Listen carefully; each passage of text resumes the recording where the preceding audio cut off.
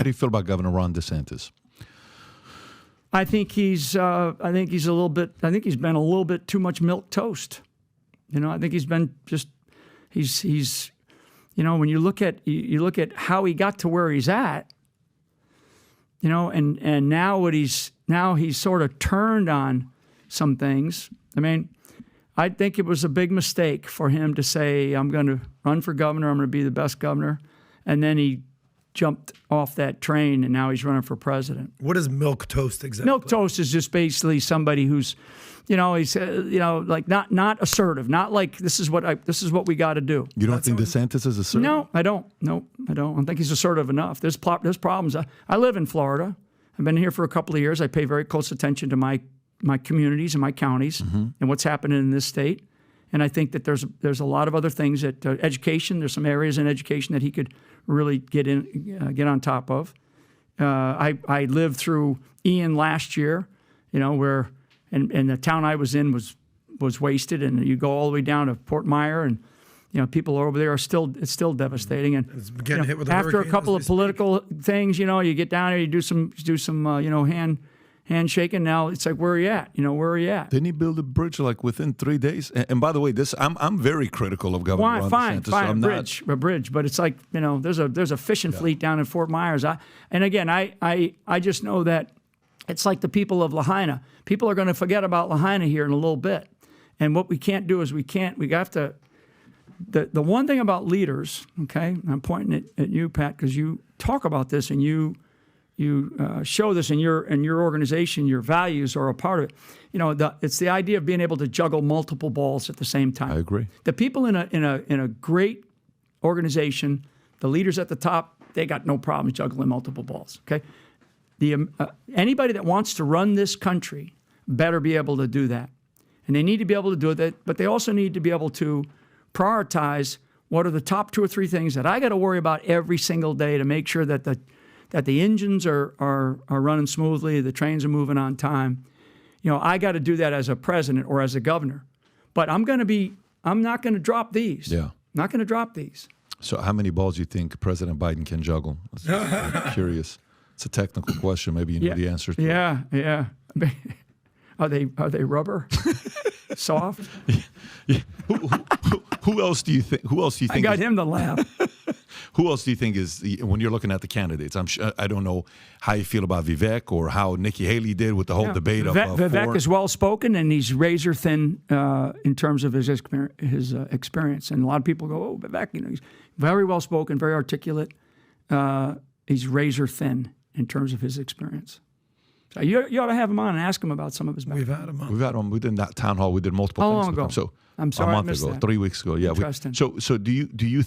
So somebody may say, well, President Trump was razor thin with experience in politics when he got elected. So why support him and not be excited about a Vivek?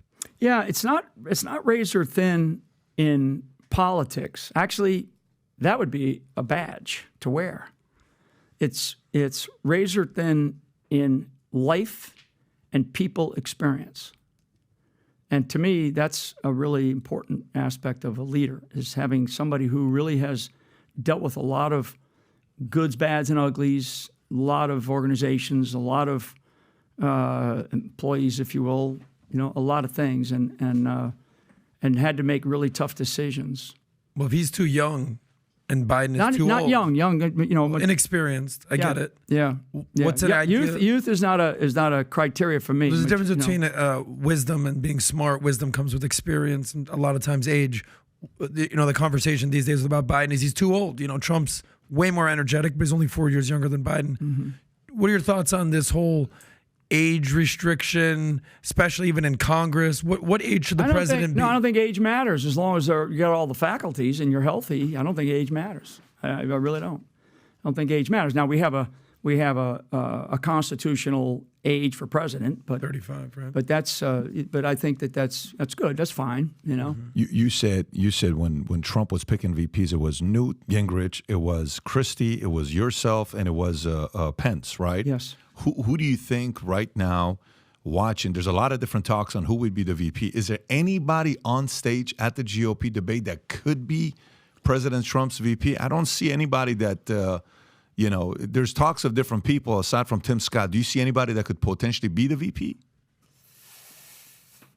Or you think it's going to be from the outside? It's not going to be from the stage? I think he's got to really consider that choice, because I think he made a poor choice the last time. And I think the American people know that. They definitely know that now. And with Pence? Yeah, I do. Yeah.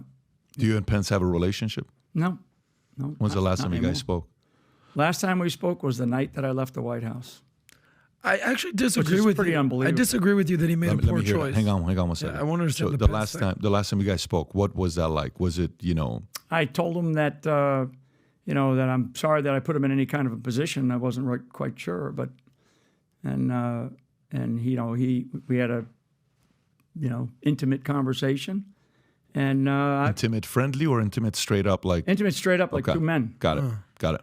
But I think he was the most loyal vice president ever until January 6th, or until that day.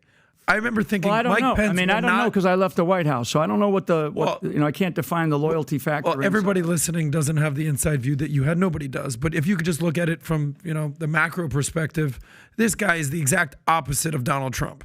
He is a Christian man, evangelical from Indiana. This guy won't even be in a same room. Have you ever seen that Seinfeld episode where Elaine goes, fake, fake, fake? Yeah. You ever seen that? I love Seinfeld, so yes. You're saying that's all an act? I'm not sure if you've seen that episode. It's a great episode. Bizarro Jerry episode? No, it's she's talking about, I think having, right? He knows. He's seen it. He knows what I'm talking about. Oh, the sexual stuff. Gotcha. Fake, fake, fake. Got it. Yep. All right, cool. What are you saying that about Pence for? Because on the surface, because you just said three things, so I only use fake, fake, fake. If you had maybe said another fourth thing that I disagree with, I would say fourth. So, fake. All right. Well, let's. So, I mean, as Pat has requested. So now you guys are getting a sense of, thank you for allowing me on your show. I'll probably never be back on. No, or you guys will never invite me back on. 0%, General. But this is now what time. Well, you're calling Mike Pence fake. Yeah. Multiple times. Yeah. Okay. Yeah. What's fake about him? His book.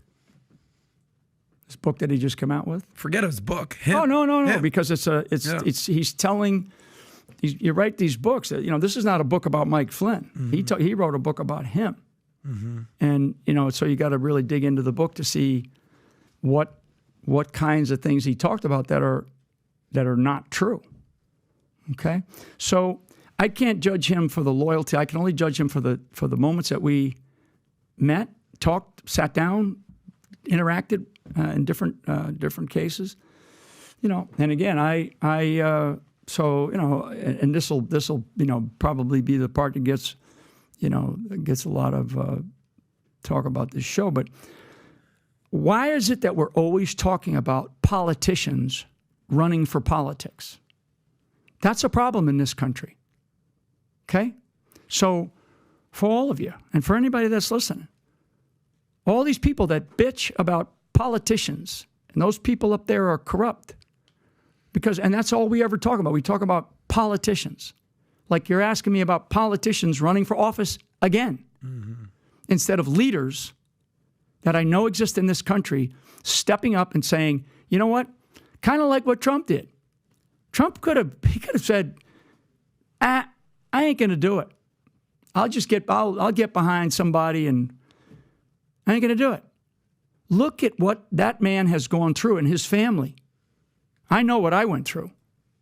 Okay? So did he go through it because he likes to be punished like that? No. He went through it because, and has he stuck to it because he's a politician? No. So that's my point for you guys. That's my point for your audience, is that we have allowed a political class that has consumed this country, and we always go, oh, those people, let them do it. Okay? Let them do it. Because I'm going to go make some money. I'm going to go run a big business. But I have a rebuttal for that. Okay. I would push back, General, with all due respect, and I would say, why don't the other guys run? You can run. Right. If you're saying let's choose a leader, let's get those leaders to have the brass to get on the stage. Yeah, exactly. But I don't think that's a pushback so much, Pat. I'm sorry to cut. But like for me, the thing that was admirable about Trump is the fact that you got an incredible life. You're giving that up for the dirtiest industry to get into. Are you kidding me? You got a life where you have a TV show that's been #1 for 15 years, you're going to all the parties, you're hanging out with everybody, you're having an incredible go golf anywhere, people welcome you, going to an arena, you're going to a stage. It doesn't matter if it's the left, the right, rap. Everybody looked at this guy saying he's the American dream. They didn't want to get into the space. Now, you're saying leaders, I totally agree with you.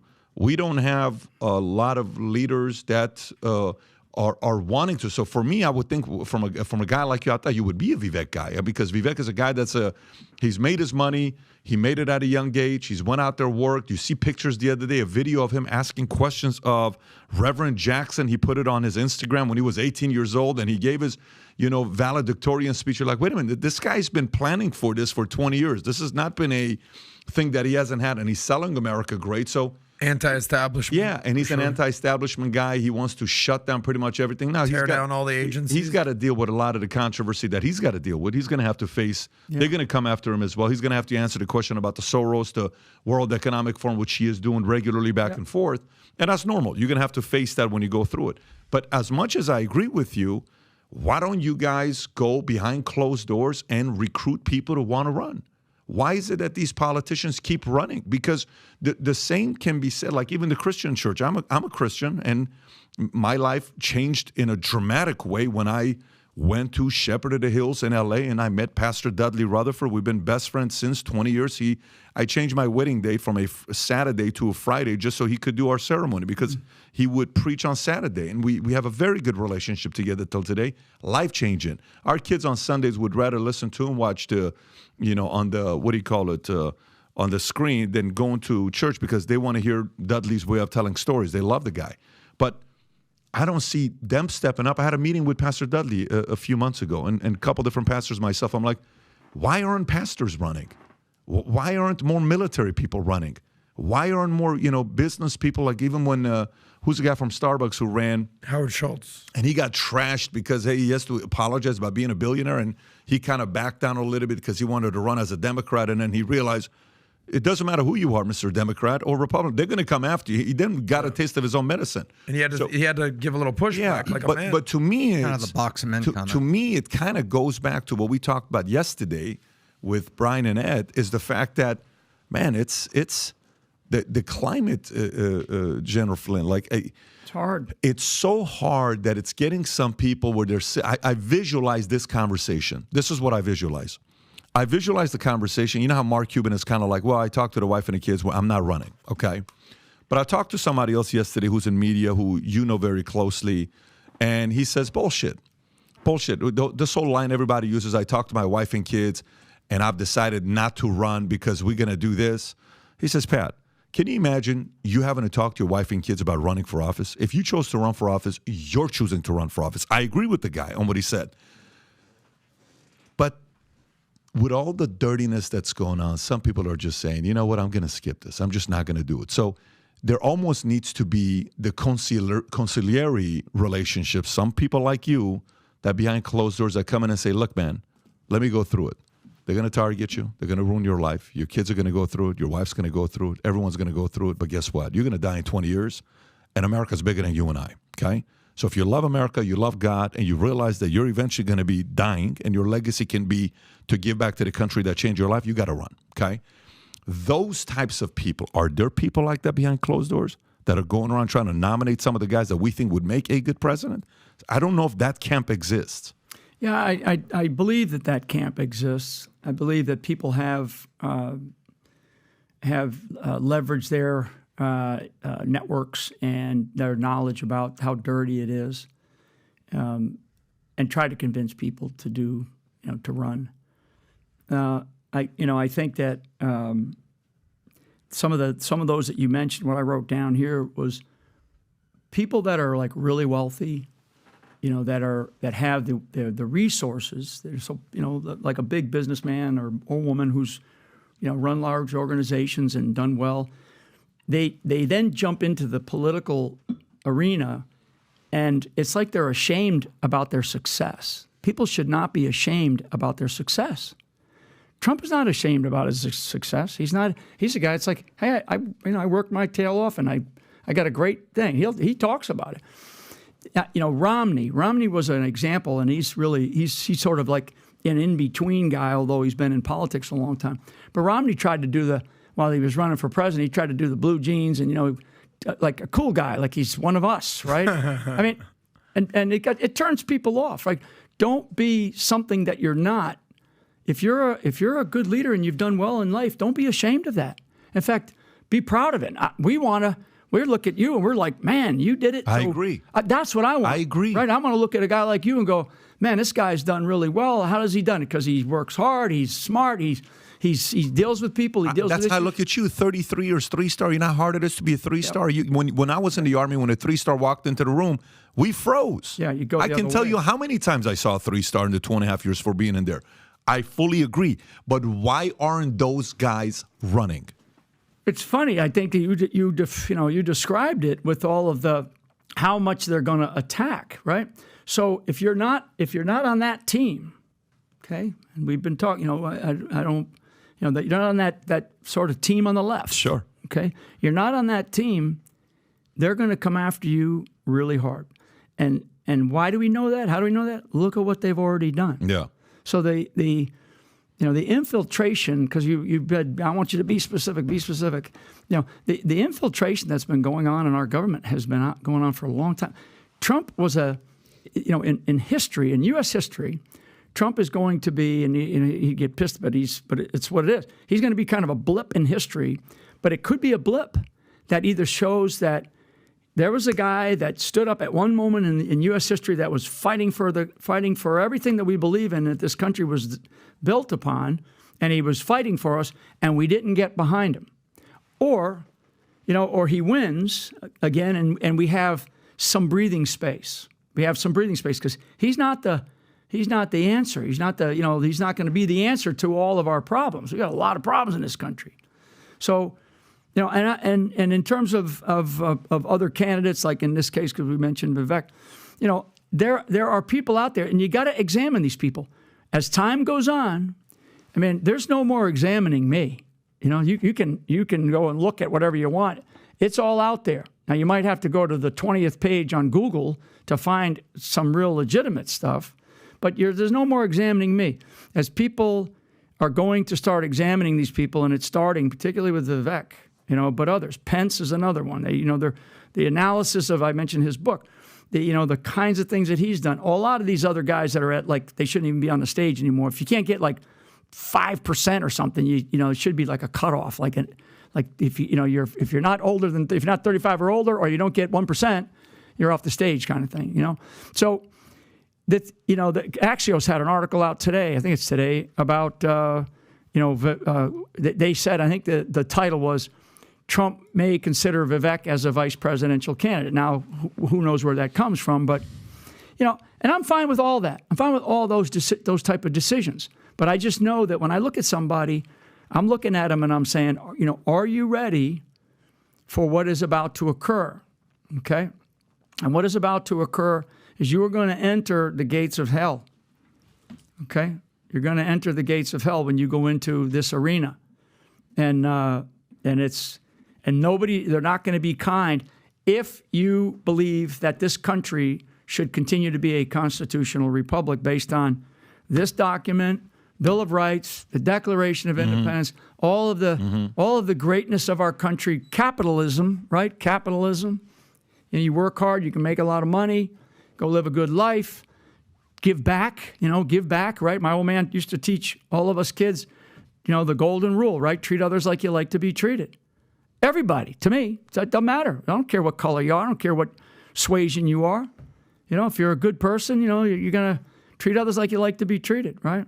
And never stop learning. That's another lifelong lesson. I think you're December 24th, baby, right? Yes. Okay, my mom's also December 24th. What a night to be born, huh? Christmas Eve gift. VP, I think this is a very weird. Why I wouldn't have said Vivek before, and why Vivek could happen is for two different reasons. I think on first term, a Trump cannot have a Vivek as a VP. on a first term, Trump needs a low-key person as a VP. My opinion. This is why Newt maybe wasn't a good VP for first term. Remember, he's only got one shot. I know he Trump does. only has one I shot. totally get it. So whoever you choose as a VP, in a way, you got to think that's going to be the next 2-year term you would want to be. So if you choose a vanilla candidate for a VP, that guy's not going to win 2 terms, okay? That guy's not going to win 2028. But if you choose somebody like him as a VP, he could win 2028 if you get him. If you choose a Tucker like a VP, again, I'm not saying it's going to be Tucker. I'm just throwing a name out there. Tucker's not going to be. What do you think of Tulsi Gabbard? Because I saw her last night. As a VP? Yeah. For Trump? Yeah. As a VP? I think and I'm not pushing that. I saw her and I know she's that loved by a lot of people. She is loved by a lot of people. She was on the podcast a few months ago. She's great. She's loved by a lot of people, and she's a great communicator, and it would be a very interesting dynamic. Christie, she's also, the way she carries herself. There's a few names, but I think choosing the next VP. You see where we're going? We're going back to politics. We're going back to politicians. Yeah. With probably the exception of Vivek. Who is the best military leader we have right now? You can't nominate, obviously, outside of yourself. Who's a great military leader that we have right now that would make a great VP candidate? It's pretty wild that you got to think about it. I know. It's pretty wild because this is Commander-in-Chief General. No, it's heartbreaking. It's heartbreaking. Yeah. It's heartbreaking. But doesn't it come down to the Electoral College? And this is why, they go with politicians because, all right, Pence will lock up the Indiana white evangelical vote or Governor DeSantis, he'll help us win to Florida or whoever it may be. So that's why they always are going back to that well. Yeah, I think that's right. That's the way we've allowed our nation to be designed like that in a lot of ways, and it's good or bad. It's just the way it is, and it's like, well, I need to get this guy on the ticket because I need these 26 or 43 electoral votes, Texas or whatever. Look at Kennedy. I'm stunned a bit because I can't. I'm still trying to process your question because I wish that I could sit here and go, this guy that's serving or this guy that just served. There are great leaders,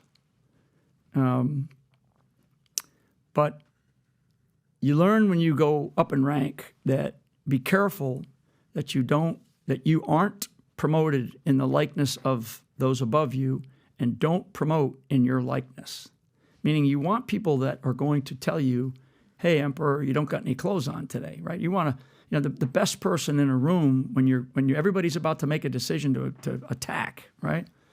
And, it's the young kid in the back of the room that goes, hey, is there any more questions? Anybody have any other? I'm about to pound the table. And some little kid in the back, some young person goes, well, I think that's the dumbest thing I've ever heard, right? You're like, holy crap, man. Somebody finally has some guts to say something. And I fear, and I don't use that word much, but I fear now that we don't have that. We don't have that. And we have endless wars. And we get, and I said this, we get an F for winning. And you name a war that we won, don't go any further than the World War II. Don't go any further back in history than World War II. Name a war that we've won. And we get an A plus for participation in war. How did we get there? So, I don't know.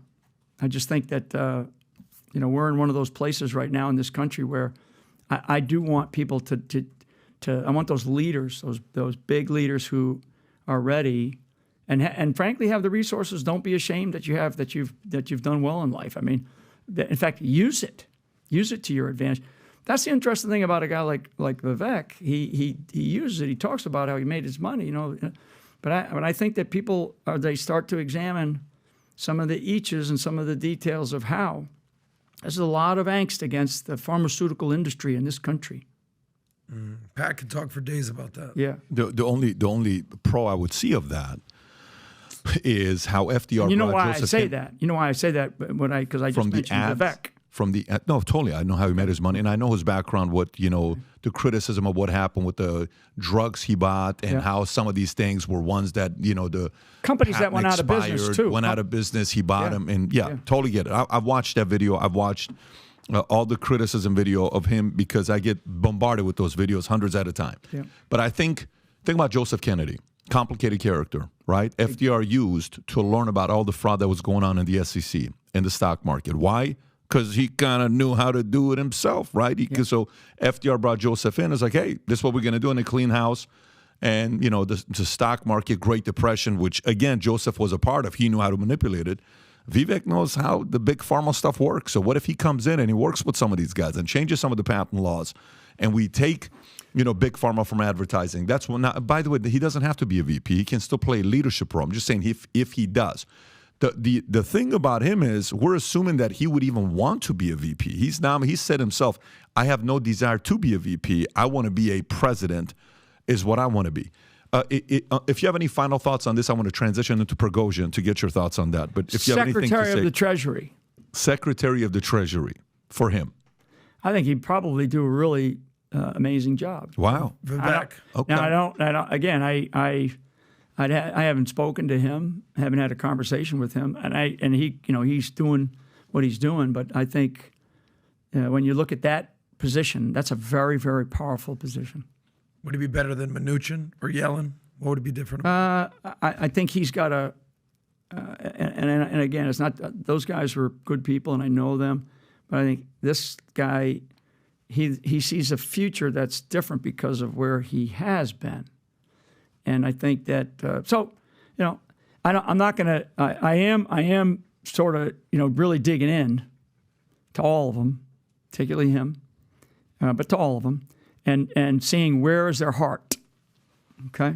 Jennifer, would you say you're do you and President Trump communicate regularly? I would say we communicate. Okay.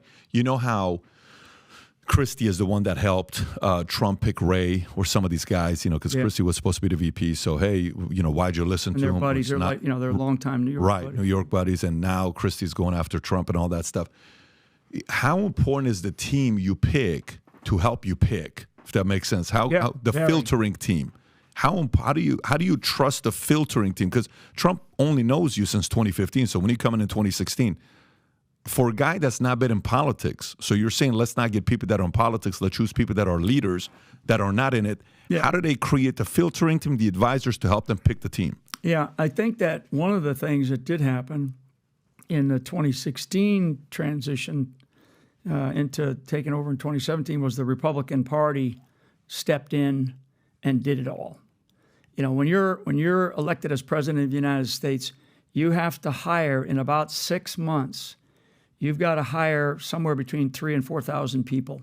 So those are currently all of the appointees, secretaries to undersecretaries to assistant secretaries to commission heads, all those kinds of things. So about 3,000 to 4,000 people. One person, a president can't go and do that. So you got to have a body of people to do that. That formation back in 2016 was done by the Republican Party, and that's why I think we had so many uniparty problems, right? And I think that Trump didn't understand that. He didn't understand that number. He didn't understand the dynamics because he wasn't a Washington, D.C. guy. So he's learned a lot. And he is somebody now who, to your question, how do you form that transition team, right?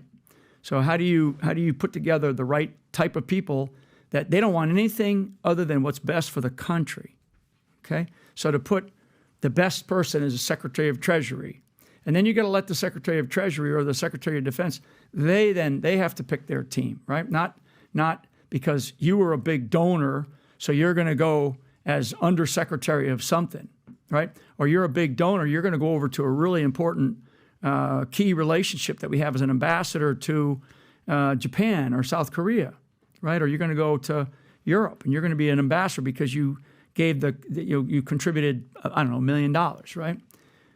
You're a smart person, you're a nice person, but you're not the right person. So we have got to now, we get into that. Let's assume that that we have a legitimate, fair election, and we have the outcome that the American people want. Okay, and at that point in time, let's see what happens. Let's see what happens with the transition, because you're right. You're mentioning people who were part of my demise and part of America's problem right now. Is this current FBI director who doesn't he doesn't want to do anything for this. For Congress, they call him up all the time, but I don't have any. I got very little time for Congress right now too. It's in terms of how this new House is operating. I mean, yeah, my concern is who he's going to trust to help with the transition. Right. So if you like this clip and you want to watch another one, click right here. And if you want to watch the entire podcast, click right here.